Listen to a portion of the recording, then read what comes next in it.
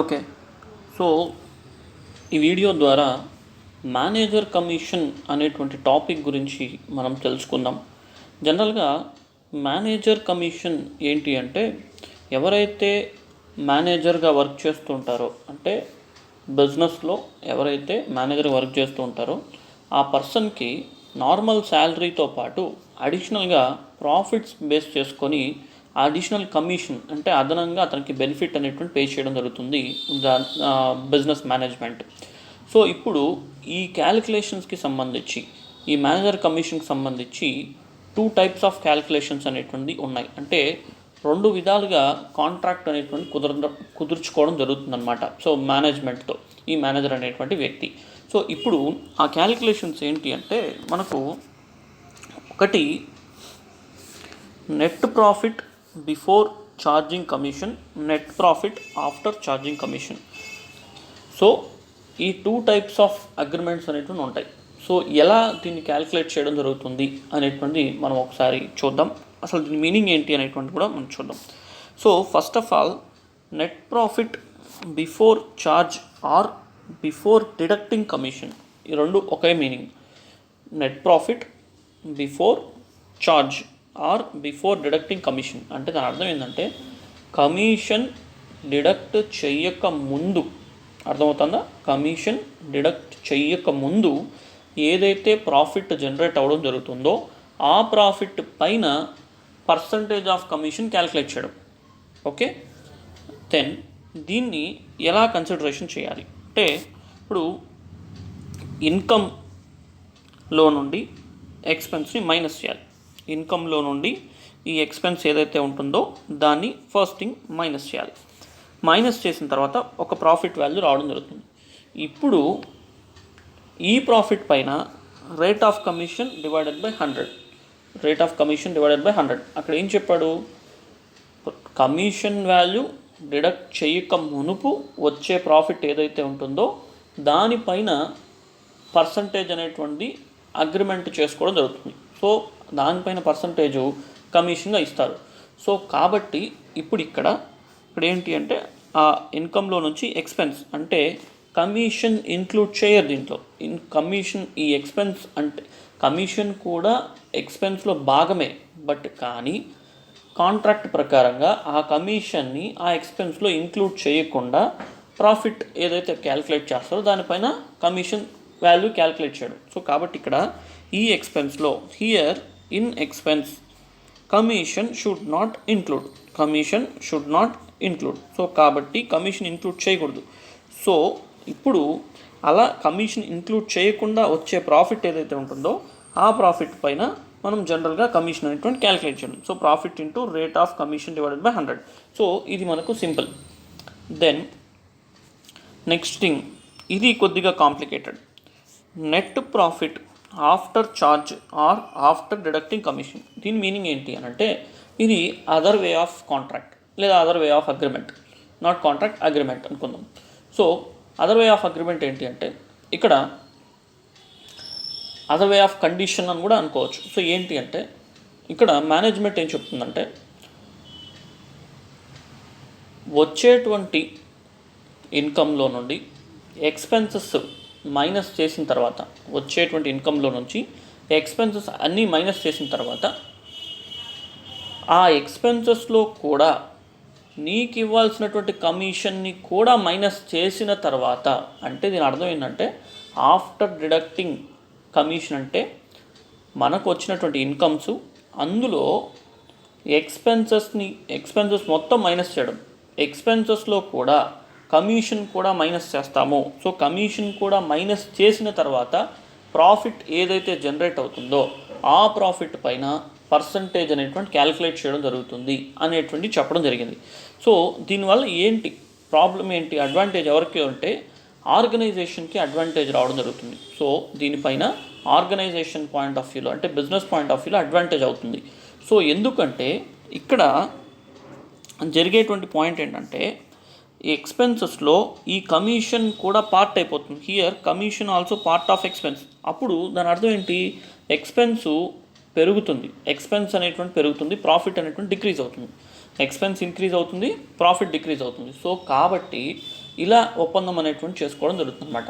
So జనరల్గా commission కూడా ఎక్స్పెన్సే, కానీ ఇక్కడ వీళ్ళ మధ్య ఉన్నటువంటి అగ్రిమెంట్ వల్ల సో ఈ condition A condition point of view తీసుకుంటారో దాన్ని బేస్ చేసుకొని ఇక్కడ ఈ కమిషన్ అనేటువంటిది క్యాలిక్యులేట్ చేస్తూ ఉంటారనమాట. ఓకే, సో ఇప్పుడు మనకు ఇలా వచ్చినప్పుడు సో సింపుల్ ఇలా వచ్చినప్పుడు ఎట్లా తీసుకుంటామంటే ఇక్కడ చూడండి, income minus expense plus commission, అంటే ఆ ఎక్స్పెన్స్ అదర్ దాన్ కమిషన్ కాకుండా మిగిలిన ఎక్స్పెన్సెస్ అన్నీ ప్లస్ దాంతోపాటు ఈ కమిషన్ కూడా ఇంక్లూడ్ చేసుకొని అప్పుడు ప్రాఫిట్ అనేటువంటి జనరేట్ అవుతుంది.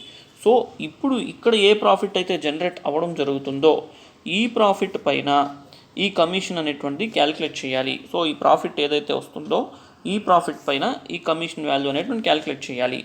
సో ఇక్కడ మరి సో ఫార్ములా కమిషన్ పర్సంటేజ్ ఏదైతే ఉంటుందో ఆ కమిషన్ పర్సంటేజ్ని బేస్ చేసుకొని ఆ వచ్చిన ప్రాఫిట్ని మనం క్యాలిక్యులేట్ చేసుకునేవచ్చు కదా, సింపులే కదా. మరి దీంట్లో ఏంటి వేరియేషన్ ఏంటి అంటే ఇక్కడ చిన్న ఫార్ములా చేంజ్ అవుతుంది. అదేంటంటే profit into rate of commission divided by 100 plus rate of commission. Profit into rate of commission into 100 divided by rate of commission. ఇక్కడేమో సింపుల్గా profit into rate of commission by 100 అంతే.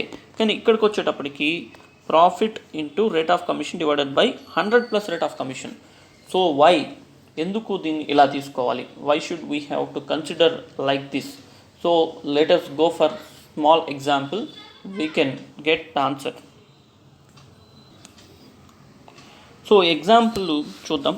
ఎగ్జాంపుల్లో first net profit before deducting commission, అంటే commission deduct చేయకముందు ఏదైతే profit generate అవుతుందో ఆ profit పైన ఏ విధంగా కమిషన్ క్యాలిక్యులేట్ చేయాలి. ఇది చాలా సింపుల్. సో ఇప్పుడు for example income minus expense without commission equal to profit. అంటే ఈ ఎక్స్పెన్స్లో కమిషన్ ఇంక్లూడ్ చేయకూడదు, అందుకే అదే కదా బిఫోర్ డిడక్టింగ్ అన్నాం. సో కాబట్టి ఇక్కడ income minus expense without commission equal to profit. Then income వచ్చి 40, ఎక్స్పెన్స్ 40, ఇన్కమ్ వచ్చి 100, ఎక్స్పెన్స్ వచ్చి 40. సో వితౌట్ కమిషన్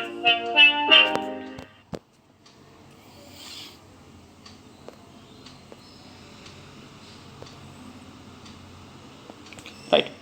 సో ఇక్కడ ఇన్కమ్ వచ్చి మనకు 100 రూపీసు, ఎక్స్పెన్స్ వచ్చి 40 వితౌట్ కమిషన్ లేకుండా 40 రూపీస్. ఇప్పుడు ప్రాఫిట్ ఎంత అంటే 60.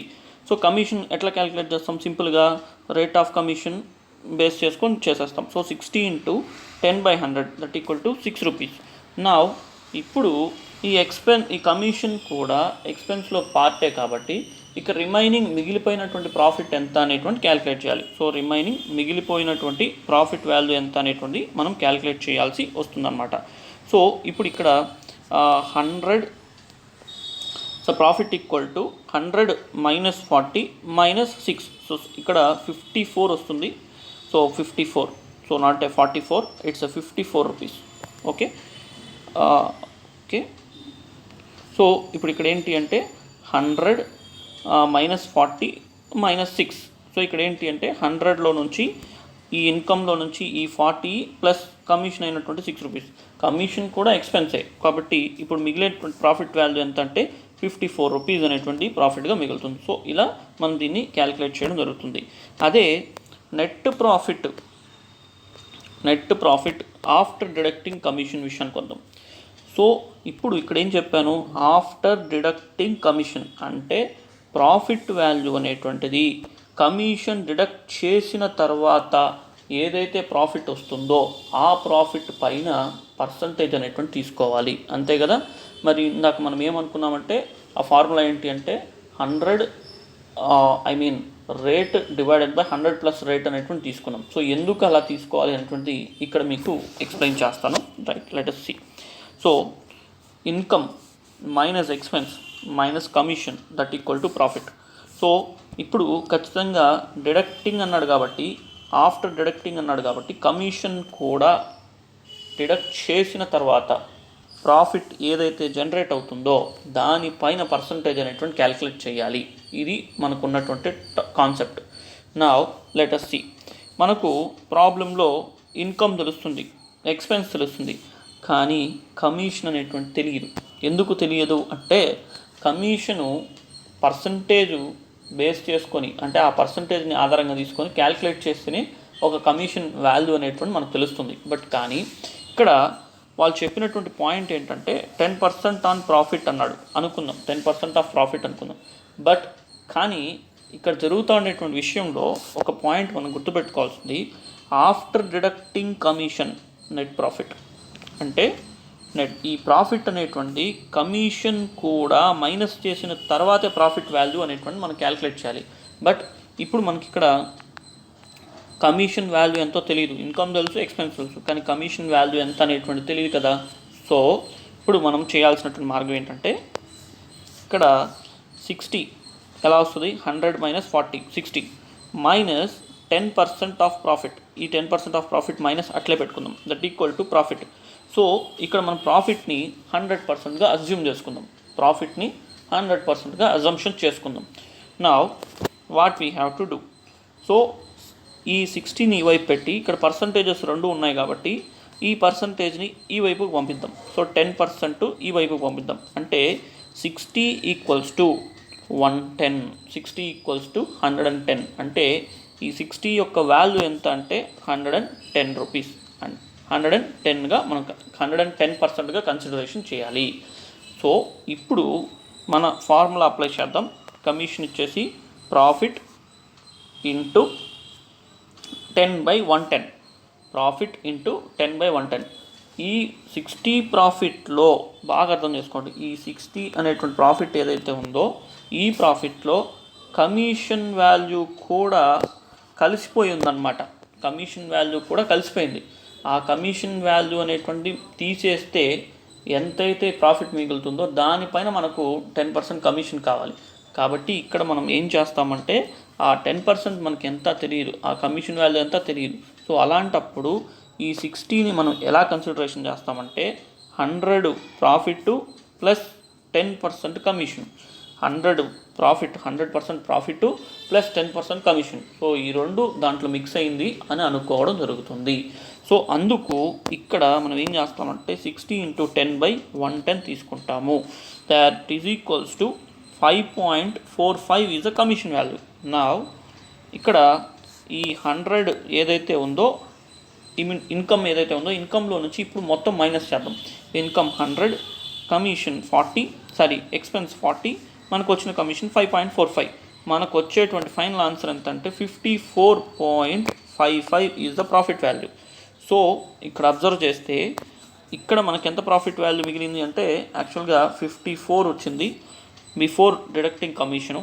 ఇక్కడికి వచ్చేటప్పటికి 54.55 రావడం జరిగింది. అంటే 0.55 అడిషనల్గా ప్రాఫిట్ అనేటువంటి బిజినెస్కి మిగలడం జరుగుతుంది. సో బిఫోర్ డిడక్టింగ్ కమిషన్ అంటే మేనేజర్కి బెనిఫిట్ అవుతుంది, ఆఫ్టర్ డిడక్టింగ్ కమిషన్ అంటే బిజినెస్కి బెనిఫిట్ అవ్వడం జరుగుతుంది అనమాట. ఓకే, సో నా ఒకసారి క్రాస్ వెరిఫికేషన్ చేద్దామా. Let us make cross checking. Commission equal to మనకి ఎంత కమిషన్ వచ్చింది ఇక్కడ 5.45 వచ్చింది కదా. ఇప్పుడు ప్రాఫిట్తో కంపారిజన్ చేద్దాం. So commission equal to 10% of profit. So ఇప్పుడు మన ప్రాఫిట్ వాల్యూ తెలుసు ఎంత 54.55. ఇంతకుముందు తెలియదు, ఇప్పుడు తెలుసు ఎగ్జాక్ట్ ప్రాఫిట్ ఎంత అనేది. సో 54.55. ఇప్పుడు దీనిపైన 10% తీసుకుంటే 5.45. ఆ 5.45 కమిషన్ అవుతుంది. సో సరిపోయిందా, రైట్. అది సో ఇలా ఈ మేనేజర్ కమిషన్ అనేటువంటి కన్సిడరేషన్ చేయడం జరుగుతుంది. ఇక్కడ ఈ మేనేజర్ కమిషన్ కొద్దిగా లాజిక్గా ఉంటుంది కాబట్టి సింపుల్ ఫార్ములా, అంటే మనకు ఫార్ములా అనేటువంటి మైండ్లో పెట్టుకొని మనకు ఎవరైనా సరే ఏం చెప్తారంటే ఈ ఫార్ములాని బేస్ చేసుకునేసి అప్లై చేయండి అంటారు. So profit into rate of commission divided by 100 rate of commission. కొద్దిగా లాజికల్గా ఈ 100 ప్లస్ రేట్ ఆఫ్ కమిషన్ ఎందుకు తీసుకోవాలనేటువంటి ఇందాక ఈ ప్రాబ్లంలో ఎక్స్ప్లెయిన్ చేయడం జరిగింది. Okay, so this is what manager commission.